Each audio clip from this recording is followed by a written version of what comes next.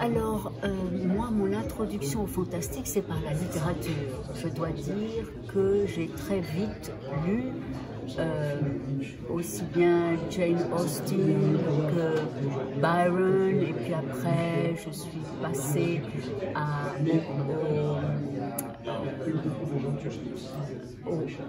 à toute la littérature, enfin la littérature anglaise, mais Philip K. Dick, qui m'a absolument mis sur une orbite vraiment du fantastique, doublé d'une intelligence, d'une observation et d'une singularité absolue.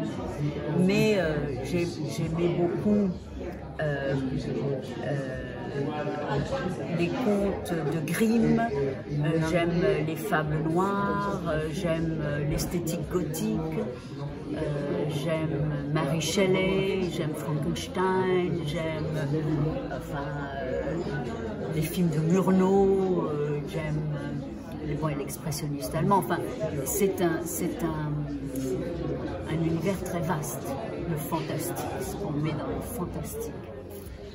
Et, les contes macabres d'Edgar Poe, voilà. Très romantique. Très romantique. Très romantique. Eh bien, le style. Je dirais que c'est un carrefour entre une esthétique, une éthique et une politique. Et qu'il faut que ce soit comme un géant qui marche avec trois jambes. Alors, dans le genre fantastique, moi j'ai habité le Mexique, donc c'est un pays qui en soi est non seulement surréaliste, mais assez fantastique, puisqu'il y a toutes ces civilisations, Olmec, Chichimec, Maya, Toltec, qui ont disparu et qui ont laissé des traces très fortes. Et que moi j'avais un père très collectionneur d'art précolombien, et donc j'avais des dieux, dont le dieu Tlaloc, dans ma chambre. Et donc je me suis confrontée à une imagerie qui me faisait peur et qui m'attirait, et qui en même temps était présente chez moi, dans ma chambre. Et j'ai accompagné mon père dans de nombreuses fouilles, parce qu'il était grand passionné d'anthropologie et de civilisation précolombienne. Donc je suis allée beaucoup dans des tombes avec lui. Et donc ça m'a éveillée à l'idée qu'il y a le monde et qu'il y a un arrière-monde qui est là, et que nous sommes hantés par ce monde qui continue à vivre à travers les objets, à travers des religions mal éteintes et métamorphosées dans d'autres. Voilà, tout ce corpus. Alors je suis allée enfant voir des films, et c'était interdit. Les films d'épouvante, on n'a pas le droit avant 7-8 ans. Et oui, mais alors moi j'y allais évidemment, El espanto, la sangre, el fantasma. Et alors, bon, ça me faisait très très peur. Mais c'était pour avoir ce frisson qui vous effraie, et ce rapport qu'on ne peut avoir qu'au cinéma. Parce que moi j'avais le dieu Tlaloc chez moi, dans ma chambre. Oui, c'est une pièce précolombienne qui est un trésor national. Donc il était là. Mais j'ai compris qu'au cinéma, ce qui était bien, c'est que c'était l'écran,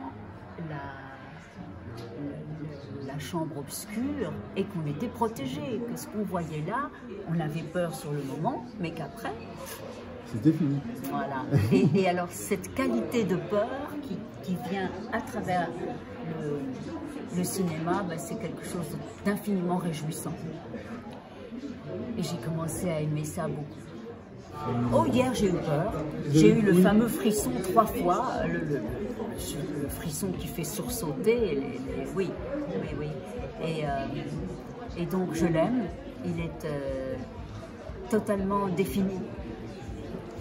Écoutez, je pense qu'on a toujours peur du moment du passage de la vie à la mort, qui est le grand inconnu, la grande inconnue.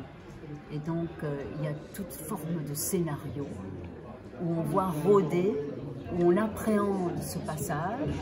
Est-ce qu'il sera douloureux? Est-ce qu'on va être dépecé? Est-ce qu'on va être dévoré? Est-ce que notre sang va jaillir? Est-ce qu'on va être étranglé? Est-ce qu'on va avoir mal? Est-ce qu'on va avoir peur? Est-ce que c'est quelque chose qui sera insupportable? Et donc, cette interrogation-là est celle qui est le soubassement de la peur. Donc, l'inconnu, où on a peur de souffrir. La souffrance de quitter le monde connu pour le grand inconnu. Et les figures de ce grand inconnu, les figures monstres, les monstruosités qui nous attendent, qu'on soupçonne, on croit en voir les signes, est-ce qu'ils vont nous attraper ou pas? C'est un peu toujours ça. Oui, c'est vrai. C'est même le fondement de oui, ce cinéma. C'est ça. Ah, on m'a jamais posé la question. Écoutez, je ne sais pas, peut-être qu'en réalisant Alien Crystal Palace, j'ai réalisé un film qu'on a qualifié de fantastique, mais qui est quand même un film dont les genres sont complexes, voilà, et qui a été justement, on a voulu beaucoup le censurer parce qu'il était incernable. Ah, mais vous l'avez vu? Bien sûr, ah bon. Moi j'ai beaucoup aimé parce que j'y ai retrouvé en fait tout un tas de figures de ma jeunesse, des gens que j'adore. Oui. Ouais, bah, Nicolas Kerr, tu vois, Cola. Oui. Ah, j'ai grandi avec des gens comme ça. Bah, ça me fait plaisir. Oui, tout à fait. Oui. Justement pour moi c'est la grande dissidence rock. Ah, complètement. Pour moi c'est un mélo post-punk. Oui, c'est ça.